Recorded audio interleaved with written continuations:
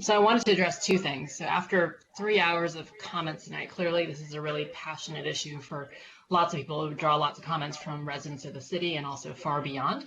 I wanted to assure that based on the comments we've heard, for every commenter who is wondering whether we're hearing them, I want to assure you that your voice is heard, your voice is considered. We've read every single comment. I personally have, not including the ones we heard tonight and received as of this afternoon. I had 676 emails that I read. Not including the 269 signatures on one of the petitions and another 200 on another petition. Those are all names that we've read. And specifically for myself, I've read letters from business owners from both sides, letters from our city boards and commissions and our civic groups and our city employees. I spent countless hours doing a tally of the residents I serve. And in particular, I really appreciate those who called out that they are my constituents, because I personally take it very seriously, take the job of representing citizens, my citizens, very seriously. And so from my rough count, about 30% of those total comments are from the actual residents of the city of Falls Church.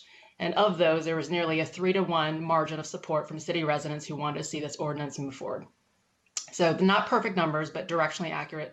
And so given that the clerk has uploaded all these comments, I think anyone can do the same math and tallying as I done and come to the same conclusion that the majority of our city residents actually do support this ordinance change. So that was just the first one. I wanted to make sure that people understood that we have looked at all of this and we are listening to people and we are listening to our constituents. On the actual heart of the matter, I think we're all grateful that we don't have a more serious gun problem in Falls Church, but I think this ordinance reflects a long-standing community value where people feel safest. And because I've heard from those residents who actually live here, they've asked for this authority long since it was taken away in the 1980s, and they believe that guns don't belong where children play, where they check out library books, where they're conducting city business, where they're buying food at the farmer's market, or where they vote. And because they don't feel safe in those places, knowing that guns could be there. I think among council, among all the different debates we've had, I think we've had wide agreement that open carry should not be allowed. I think where we've really wrestled, as evident by even the conversation tonight, is concealed carry.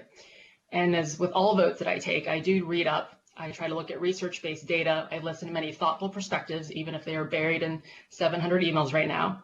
And I think, as you can see from the modifications we've made to the ordinance since this was last discussed by the working group in the spring and the original version we've seen in July, those comments have helped make this ordinance better. And I'm sure there are many law-abiding, responsible, and well-trained concealed carry permit holders, but as it stands, it's still far too easy for someone to get a gun in Virginia. In fact, getting a concealed carry permit just requires going online and taking a test. And in fact, I actually did that test 2 weeks ago over the course of an hour. And so I too could be certified to get a concealed handgun permit. The data is overwhelmingly clear that more guns lead to more deaths. The statistics show that concealed carry guns are rarely used effectively in self-defense, and they lead to more accidents and more unintended injuries, ultimately doing more harm to others than their intent. So I really appreciate all the comments we received, all 700 of them so far.